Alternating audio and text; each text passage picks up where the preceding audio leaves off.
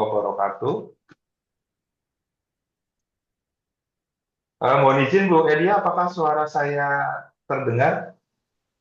Ya, sudah jelas Pak Aldo. Mohon izin Bu Naria. Ibu Bapak peserta pelatihan peningkatan kapasitas auditor halal. Sebelumnya izin menyapa dulu narasumber kita telah hadir di tengah-tengah kita. Beliau adalah guru saya yang mengajarkan saya banyak hal. Beliau adalah Profesor Dr. Insinyur Naharia SPT MP IPM. Beliau adalah saat ini Ketua LPH di Unhas dan guru besar di Fakultas Peternakan Unhas. Jadi memang saya belajar banyak betul-betul dari beliau. Prof, saya izin menyampaikan bahwa untuk sore hari ini pesertanya adalah rekan-rekan kita yang sebetulnya sudah existing auditor, namun akan mengikuti program peningkatan kapasitas dengan mengikuti beberapa materi yang terkait dengan hewan sembelihan. Dan untuk sesi ini pesertanya ada sekitar 10, Prof, yang nanti berasal dari berbagai LPH yang memang skema pemeriksaannya adalah hewan sembelihan. Demikian, Prof, waktu dan tempat kami persilakan. Ya, baik. Terima kasih. Assalamualaikum warahmatullahi wabarakatuh. Allahumma shalli ala Sayyidina Muhammad wa ali Sayyidina Muhammad. Alhamdulillah, Bapak Ibu yang hadir di Zoom. Terima kasih sudah membersamai Halal Institute untuk pelatihan pada hari ini. Terima kasih Saudara Moderator Pak Yan Aldo. Tadi sudah diperkenalkan ya, nama saya Naharia. Untuk sehari-hari itu bertugas sebagai Kepala LPH Universitas Hasanuddin. Jadi kebetulan baru tahun ini juga kami sudah meningkatkan status dari pratama ke utama untuk semua ruang lingkup. Alhamdulillah, mudah-mudahan Bapak Ibu yang mungkin ini dalam rangka persyaratan ini ya, penambahan ruang lingkup untuk jasa sembelihan mungkin ya, sehingga mempersyaratkan pelatihan ini. Baik Bapak Ibu, untuk efisiensi waktu, ini sebenarnya eh, mungkin bahasanya sharing ya, karena Bapak Ibu ini sebenarnya sudah eh, eksis di LPH, namun mungkin kita bisa sharing pengetahuan terkait dengan baik pengalaman, keterampilan maupun sikap pada saat kita masuk ke pemeriksaan jasa penyembelihan.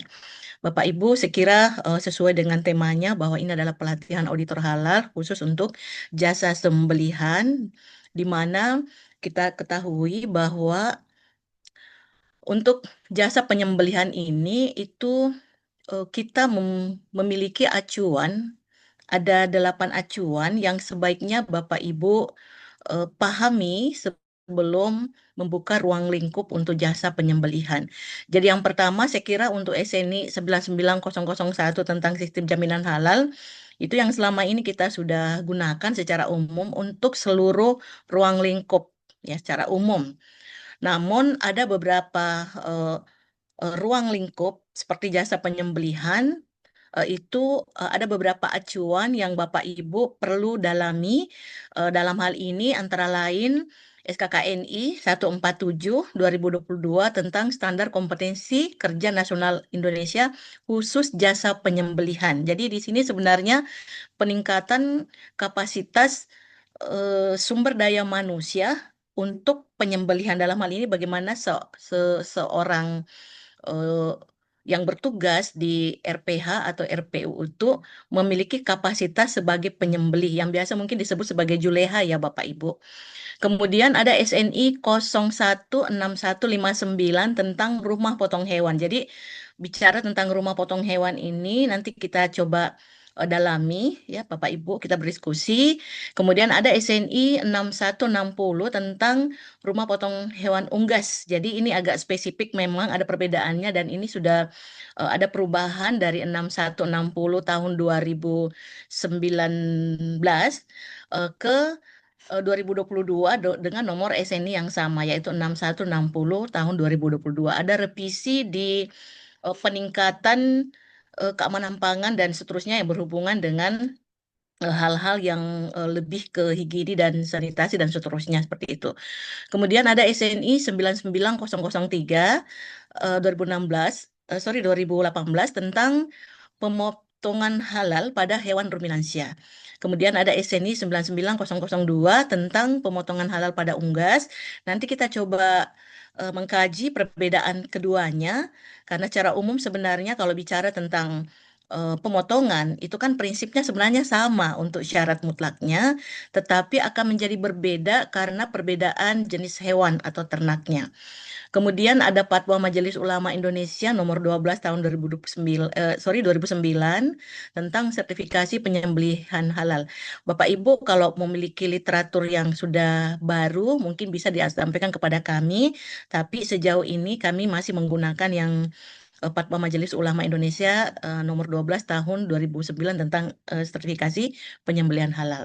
Kemudian yang terbaru dan mohon info mungkin ya kalau sudah ada perubahan terkait dengan Kepkaba nomor 77 tahun 2023 tentang pedoman penyelenggaraan sistem jaminan produk halal dalam pemotongan hewan ruminansia dan unggas. Jadi sebenarnya Kepkaba nomor 77 tahun 2023 ini itu sebenarnya mempertegas dari beberapa SNI menjadi rujukan. Jadi seperti SNI 016159, kemudian SNI 99001 2016, SNI tentang eh, tentang pemotongan halal pada hewan ruminansia dan SNI tentang pemotongan halal unggas itu semuanya diterjemahkan di dalam Kepkaban 77 ini, cuma ada penambahan terkait dengan persyaratan, misalnya harus ada juleha dan seterusnya. Bahkan yang terbaru, tapi saya belum lihat aturannya, perlunya penyelia halal di RPH atau RPU. Nanti kita diskusikan Bapak Ibu, dan seperti inilah kira-kira kalau suatu LPH itu akan menambah jasa lingkup untuk jasa penyembelihannya, maka kira-kira secara normatif ini yang perlu Bapak Ibu eh, baik pengelola LPH maupun seorang auditor, terutama persyaratan auditor untuk jasa penyembelihan kan adalah merupakan sarjana peternakan atau kedokteran hewan ya Bapak Ibu. Jadi pemahamannya saya kira ini sudah sebagian besar dipahami ya seperti itu. Nah, sekarang bicara tentang eh, auditor, tentu auditor ini salah satu tugasnya adalah memang tugasnya adalah menilai kesesuaian, sehingga kita tidak bisa lepas dari perangkat sistem jaminan produk halal. Nah, seperti yang Bapak Ibu pahami bersama bahwa ketika Bapak Ibu sudah dinyatakan eh, kompeten sebagai auditor, maka tentunya auditor yang bersangkutan itu sudah mampu melakukan persiapan audit, sudah mampu melakukan pra pemeriksaan, sudah mampu melaksanakan pemeriksaan, dan yang terpenting dan ini yang kadang hampir sebagian besar ya auditor itu kurang perhatian di poin keempat kompetensi yaitu membuat laporan. Jadi terkadang auditor itu hanya sampai di melakukan pemeriksaan, tidak terlalu fokus ke pelaporan. Padahal ini salah satu kompetensi yang harus dimiliki oleh auditor. Nah, apa hubungannya dengan apa yang kita akan bicarakan ini? Karena seorang auditor itu nanti harus bisa menilai kesesuaian antar komponen-komponen yang ada di dalam perangkat sistem jaminan halal. Nah, nanti kita coba hubungkan bagaimana sistem jaminan halal ini yang ada di RPH atau RPU untuk menilai kesesuaiannya. Karena kalau melihat manual SJPH yang disampaikan oleh BPJPH itu eh, secara teknis sebenarnya itu merupakan sudah terjemahan dari beberapa acuan seperti yang saya sebutkan tadi, sudah sesuai dengan SKKNI dan sudah sesuai dengan aturan main SNI yang disampaikan sebelumnya. Kira-kira seperti itu. Jadi di RPH atau RPU itu suatu perusahaan RPA atau RPU itu tetap memperhatikan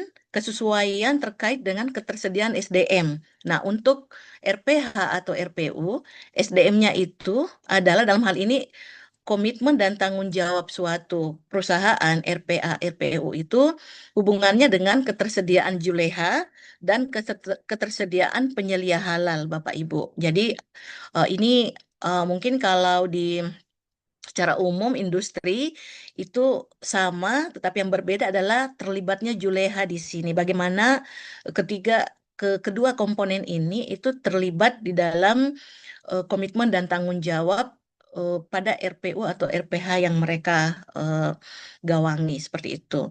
Terkait dengan bahan, kalau RPA, RPU itu berarti hubungannya dengan ternaknya seperti itu.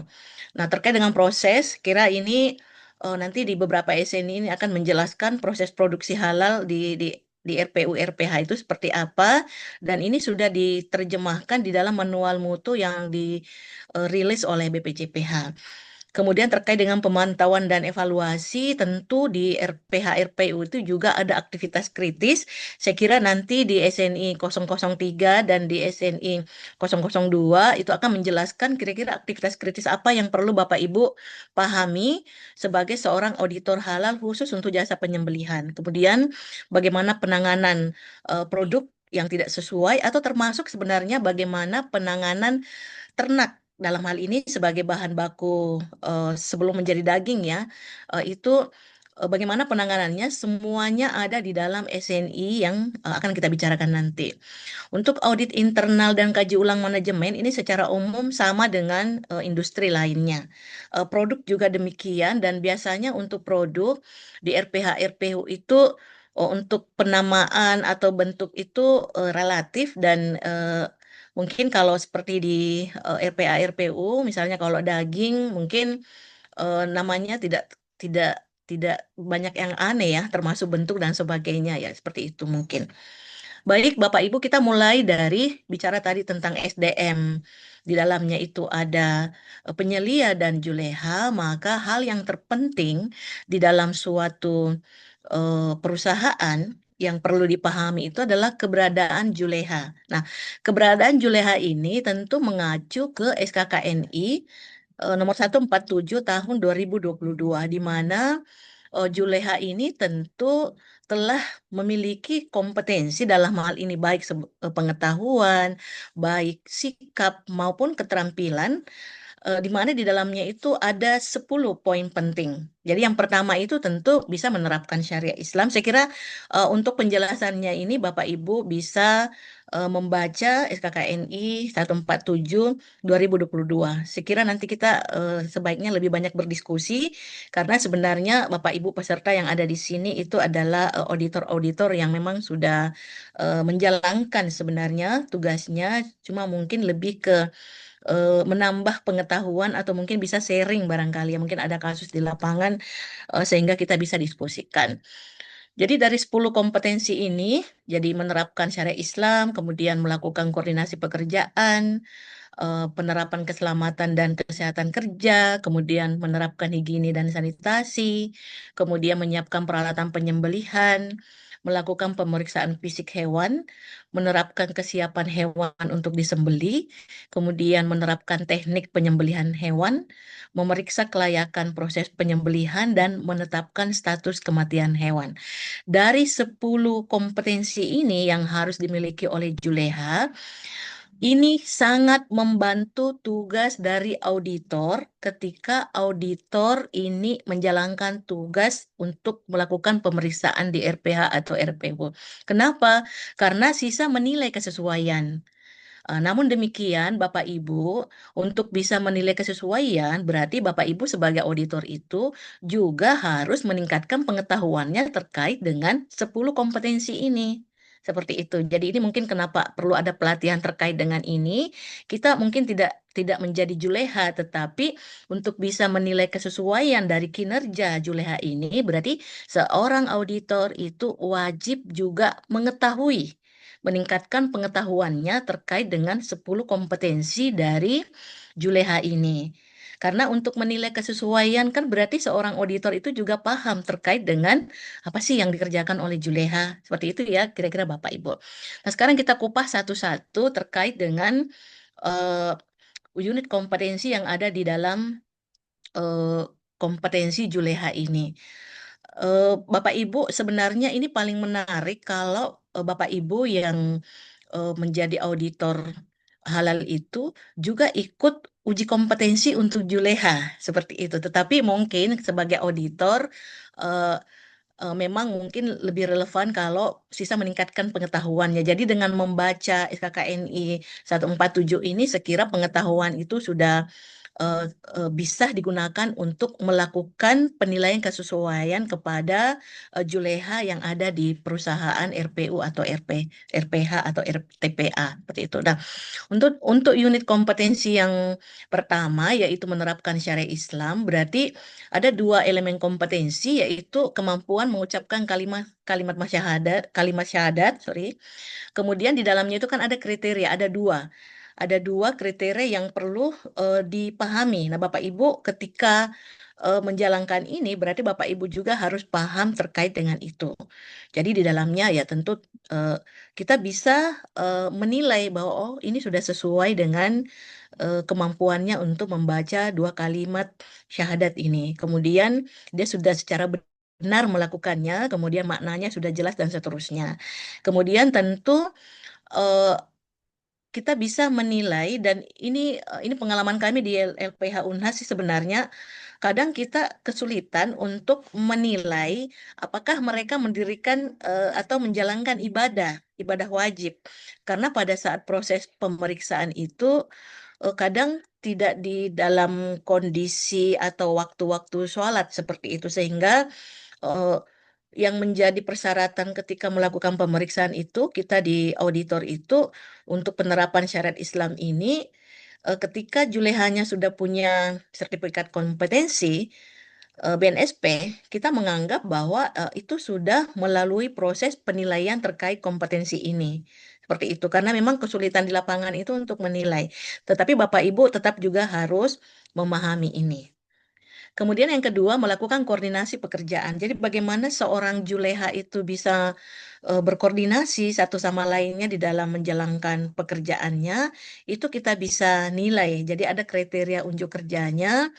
Salah satunya adalah kemampuannya untuk mulai dari mengidentifikasi, berkoordinasi dengan mitra kerjanya, kemudian bagaimana dia membangun hubungan baik, selanjutnya bagaimana berkomunikasi, misalnya bagaimana dia berkomunikasi dengan sesama pekerja atau dengan pimpinan dan seterusnya, kemudian bagaimana menyampaikan pesan, kemudian bagaimana bahasa yang digunakan dan seterusnya. Nah, sebenarnya untuk kita di auditor ketika akan menilai ini, saya melihatnya ini bukan kompetensi seorang auditor untuk mengetahui ini. Kenapa? Karena ini lebih ke personal dari eh, juleha atau orang yang bertugas sebagai juleha. Sehingga sekali lagi saya tekankan bahwa ketika kita mengaudit dan menemukan bahwa julehanya sudah memenuhi syarat dalam hal ini sudah punya sertifikat kompetensi,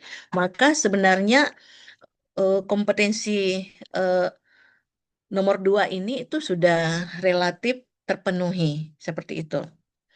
Kemudian yang ketiga terkait dengan menerapkan keselamatan dan kesehatan kerja. Nah, ini mungkin kita bisa pantau Bapak Ibu ketika kita mengaudit dan melihat julehannya itu apakah sudah melakukan penerapan terkait dengan keselamatan dan kesehatan kerja, misalnya penggunaan APD-APD yang terkait dengan K3.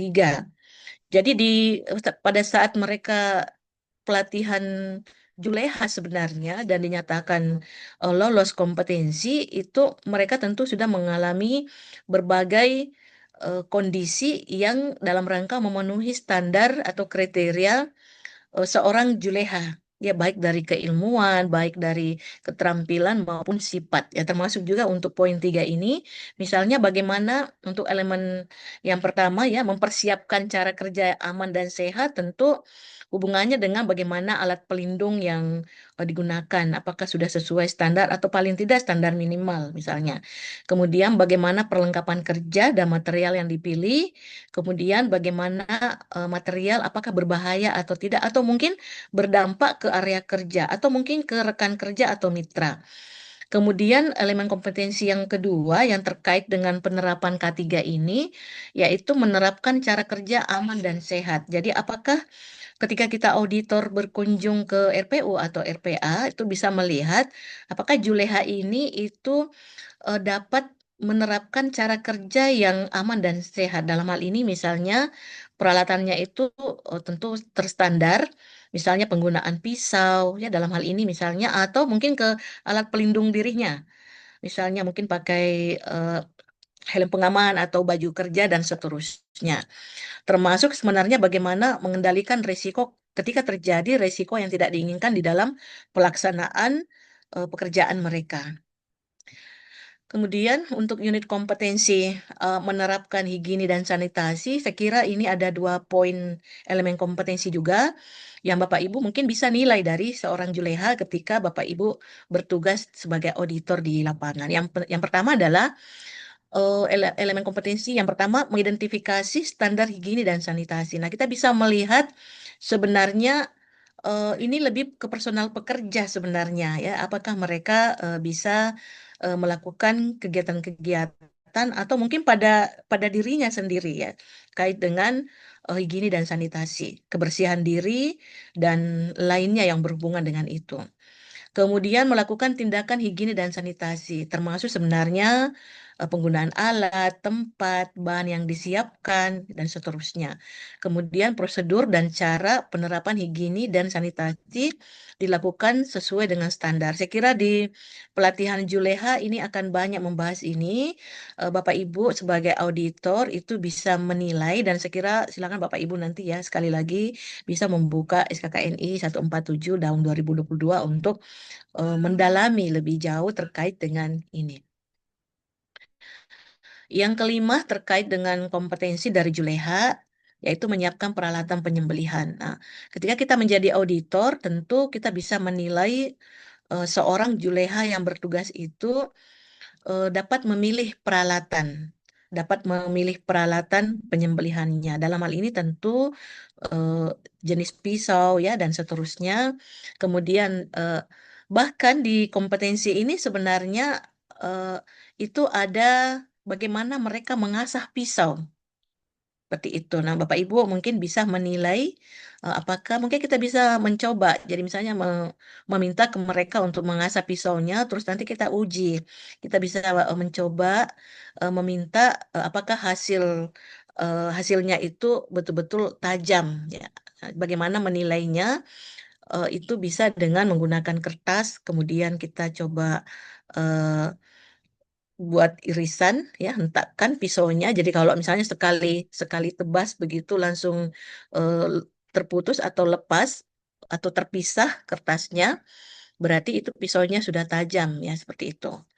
Nah, itu kita bisa melakukan di lapangan. Jadi kalau misalnya kita melihat seperti itu, maka kita bisa menilai bahwa Julehanya ini memang sudah sangat terlatih. Kemudian bagaimana dia membersihkan peralatan penyembelihan.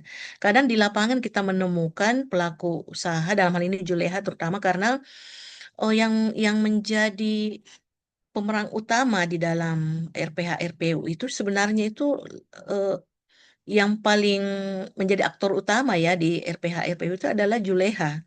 Jadi kadang kita bisa menilai bagaimana membersihkan peralatan penyembelihannya.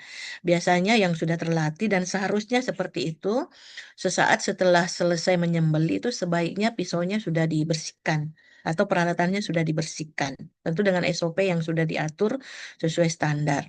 Kemudian bagaimana menyimpan peralatan penyembelihan. Itu saya kira di penyiapan peralatan penyembelihan itu diatur kompetensi dari eh, Juleha tersebut.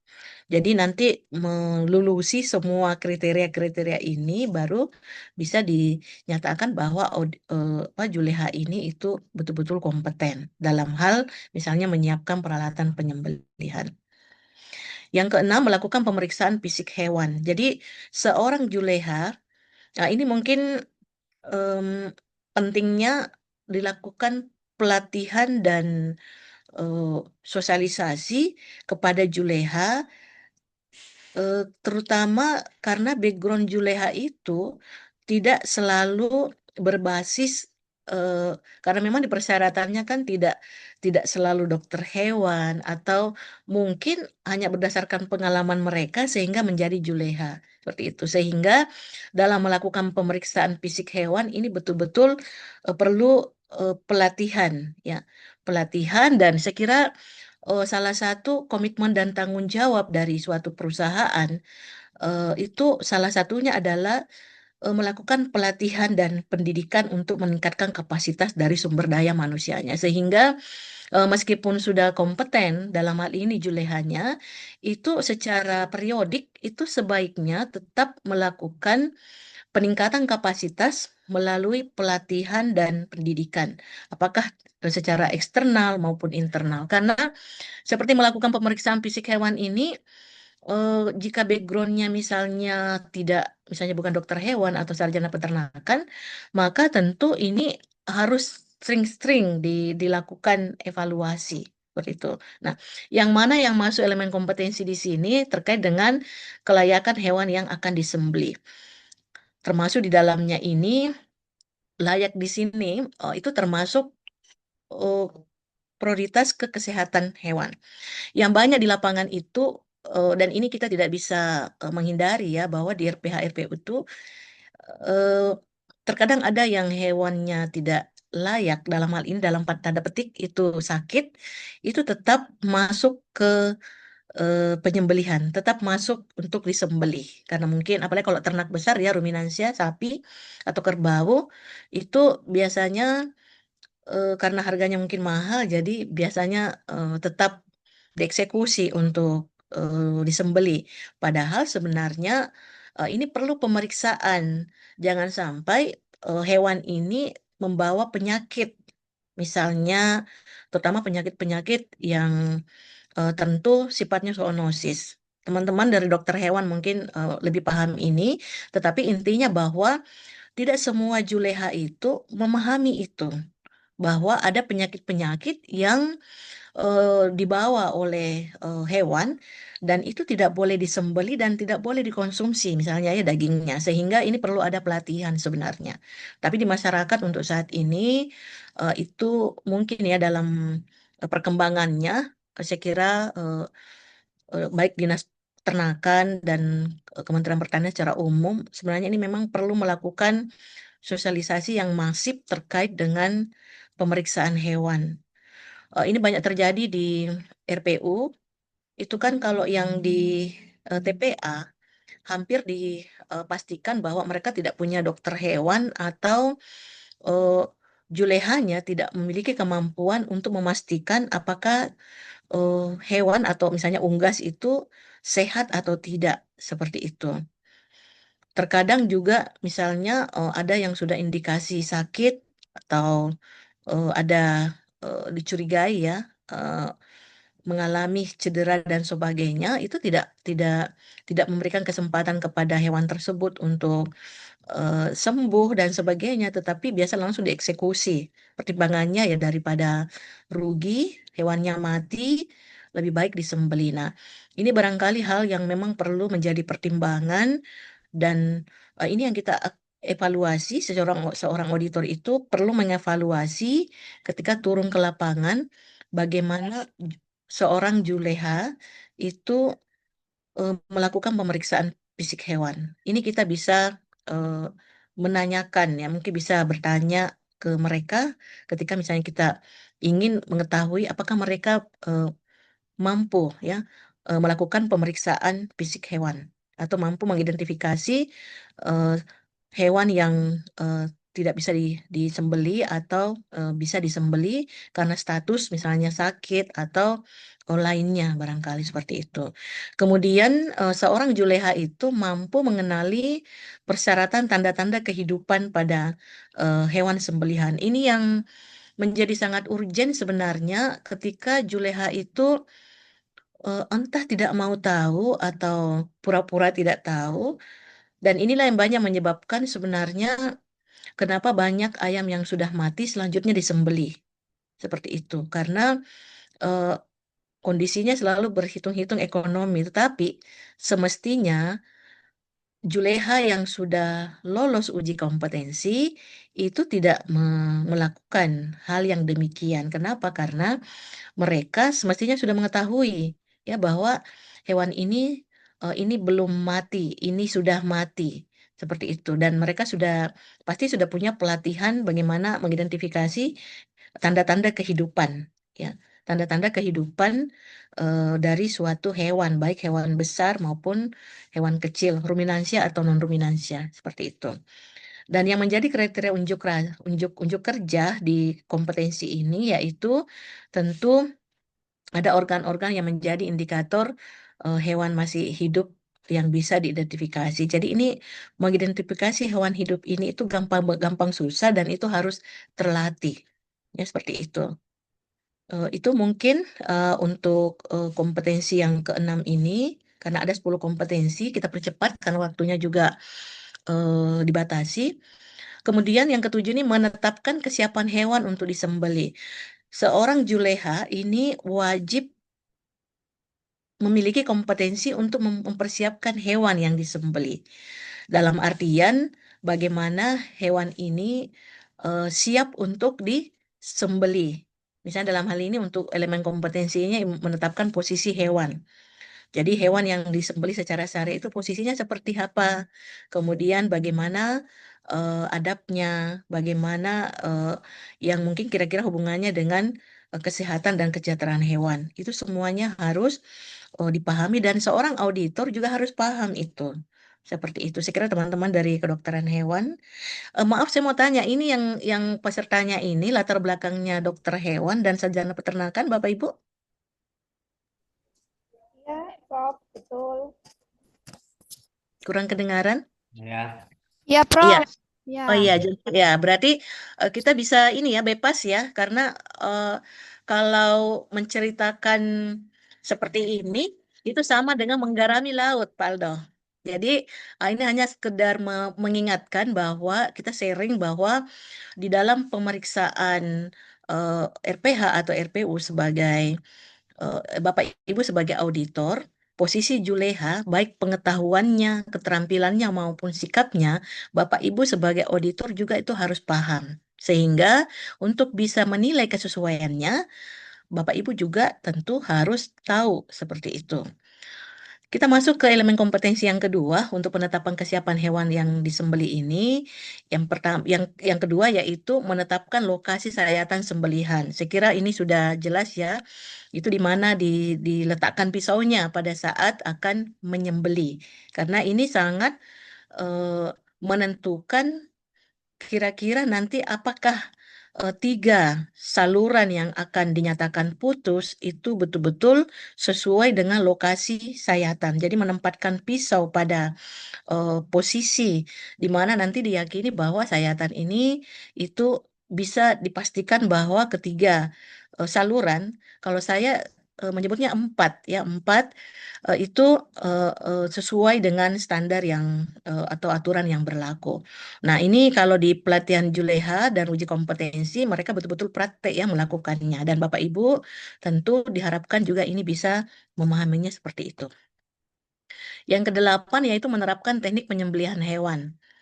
Nah, untuk penerapan teknik penyembelihan hewan itu ada dua elemen kompetensi, yaitu bagaimana memposisikan diri untuk menyembelih. Saya kira untuk posisi ini tentu ada teknis posisi juru sembelih, ya.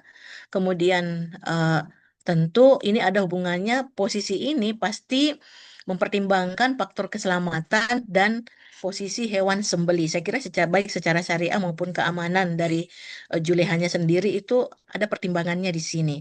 Nah, ini semua ketika disebut sebagai kriteria unjuk kerja, berarti di sini sifatnya keterampilan. Seperti itu ya Bapak Ibu. Melakukan penyembelihan. Jadi melakukan penyembelihan berarti untuk kriteria unjuk kerjanya itu pasti seorang juleha itu sudah melakukan niat dan doa ya sesuai dengan syariah. Kemudian tentu pisau sudah diposisikan sesuai lokasi sayatan, kemudian bacaan tasmiyah, kemudian pisau dioperasikan sesuai dengan persyaratan teknik penyembelihan. Seperti itu. Saya sedikit ingin menambahkan terkait dengan penerapan teknik penyembelihan hewan ini untuk batasan variabelnya. Ini adalah bisa berlaku untuk semua jenis hewan baik ruminansia, unggas maupun hewan lainnya ya yang halal. Ya. Jadi ruminansia itu eh, termasuk di dalamnya kambing, kemudian ya sapi, kerbau ya. Untuk unggas tentu secara umum hampir semua unggas, jenis unggas. Dan kami di Makassar, saya tidak tahu di daerah lain, itu ada kuda. Jadi kuda itu eh, ini masuk monogastrik ya karena lambungnya itu sama dengan dia monogastrik, dia sama dengan non ruminansia. Seperti itu dia bukan eh, lambung yang posisinya lambungnya itu ada 4. Mereka mereka tidak punya rumen seperti itu. Nah, itu untuk daerah lain itu dikonsumsi dan untuk teknik penyembelihannya itu mengikuti standar yang sudah disebutkan tadi. Seperti itu. Di dalamnya niat dan doa disampaikan dengan bahasa yang dipahami. Kemudian tentu makruh untuk makan, minum, merokok seperti itu dalam melaksanakan proses penyembelihan. Dan tentu menyembelih sampai putus leher hewan yang disembelih. Kami pernah menemukan di dalam proses pemeriksaan itu menemukan juleha itu menyembelih sambil merokok. Itu tidak diperkenankan seperti itu. Atau ada yang sementara makan camilan, ada yang mengambil minuman atau meludah. Itu tidak diperkenankan. Ini batasan variabel yang Bapak Ibu ketika mengaudit, ini yang harus dipahami seorang juleha dan ini harus dinilai oleh auditor. Jadi seorang auditor itu harus bisa menilai bahwa dalam dalam implementasi eh, pekerjaan juleha itu meskipun sifatnya makro, tetapi ini sebaiknya dihindari. Seperti itu karena memungkinkan sebenarnya kenapa ini menjadi makro sebenarnya karena hubungannya eh, makan, minum, merokok dan meludah itu memungkinkan nanti kemungkinan besar misalnya ada sharing fasilitas atau sharing kontaminasi. Seperti itu.